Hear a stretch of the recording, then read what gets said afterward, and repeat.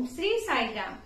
परम आराध्य परम प्रेममय परम करुणामय भगवान बाबा चरण कमल रे कोटि कोटि प्रणति जणे आरंभ करिबा भगवान अवतार बाणी माध्यम रे कौन कहउछंती आसंतु सुनिबा।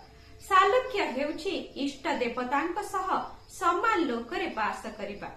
तुमे माने सबु भगवान को समसामयिक हेबार जे कृपा लाभ करिछ ताहा हुएत तुमर केते जन्मर तपस्यार फल होई पारे। एही स्तर रे तुमे भगवान कर तीनोटी आशीर्वाद लाभ करिबार सौभाग्य अर्जन करिछ। सेगुड़िक हला दर्शन स्पर्शन और संभाषण। दर्शनं पापनाशनं, स्पर्शनं कर्म विमोचनं, संभाषण संकट नाशनम।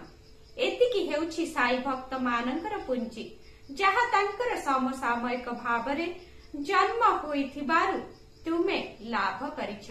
आउ सेही पुंजी को बढ़ाइबा तुम निज उपरे निर्भर करे। शुभ सकाळ, आपणकर दिनटी मंगलमय हेउ। जय साई राम।